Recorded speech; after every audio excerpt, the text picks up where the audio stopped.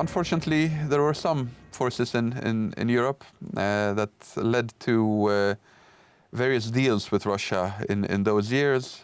We had the Minsk I treaty, the Minsk II agreement, which were an attempt by France and Germany, because these were the only countries to be involved in that. The Americans stayed away, the British were not included in that process. It was a Franco-British endeavor. They at least claimed, I'm not sure that they actually thought it themselves, but maybe it's likely that they wanted to buy themselves a little bit more time, buy a little bit more of gas through Nord Stream 2, which had been finished after the Crimean invasion.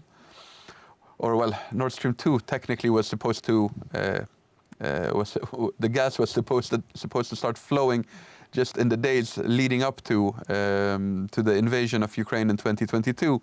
It was Nord Stream 1 that had just been finished after the annexation of Crimea, and the decision to build Nord Stream 2 was taken after Crimea. So this was something also that the countries in this Central Eastern European part of Europe felt that our concerns aren't really taken into account further west. And now, when we speak to people, it feels also like 2020 was something that shattered many illusions. Initially, naturally, COVID has nothing to do with war or anything like that, but there was this shockwave somehow that it took people out of their comfort zone. They felt that the world had become a more dangerous place. We saw that shelves were becoming empty in stores in the first few... Panic buying, yes. Yes.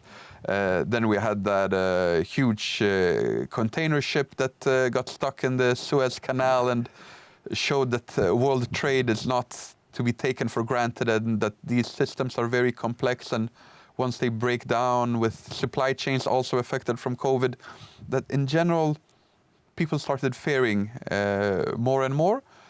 And if we remember, for example, we could talk about the late 1990s or the early 1990s as well. There was this general feeling in the world, as the historian Francis Fukuyama claimed, that this was the end of history.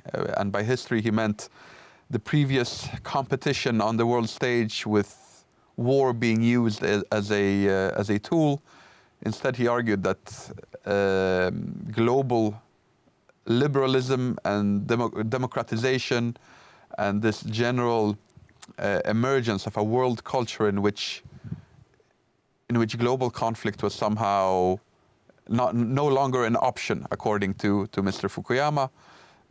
This was the feeling that many had during the 1990s. We also remember the band The Scorpions releasing their hit song "Winds." You may remember. Yes. Well, I was around, but I don't think I was able to understand the lyrics of the song. But it was famously called the "Winds of Change." That now one could travel to Moscow and walk down the river Moskva, and the Americans and the Soviet Union. Yes, and at the time one would have not expected it to be so short-lived, essentially. Yeah, absolutely. It did seem we'd reached, but that we had reached a new plateau of sort of general contentment. And indeed, at the moment, I'm reading a book by Steven Pinker, Enlightenment Now, which I'm about halfway through, the thesis of which is, in actual fact, on almost every analysis. This was written, I think, came out in 2018. But on almost every analysis you care to argue. Life expectancy. Life expectancy, access to fresh water, education, etc., etc., etc. The world is a much better place. And he supports this with lots of graphs and statistical analysis. Yes. Which is actually quite interesting. I suspect until at least the invasion of Ukraine just over, 18 months ago now. Yeah. That people would have believed that. I think we tend to imagine things are worse than they are. Because especially with media. Yes, and particularly social media.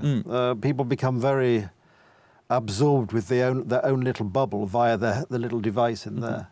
Yes. in their pockets, and they don't look at the wider world. And then you have a lot of people also that have this general apocalyptic mindset somehow, that there is always some huge disaster waiting around the corner.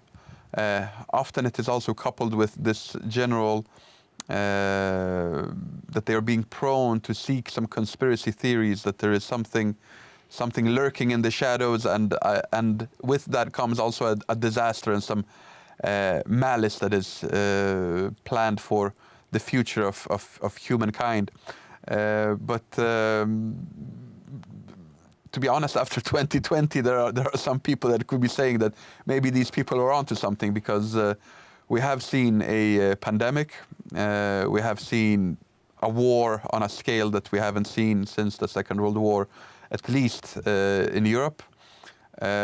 Also, it is the largest pair-on-pair war, because previously these other wars, they were usually like the American Global War on Terror, GWOT, Yes, well, as they this called is it. essentially between similar people. Absolutely.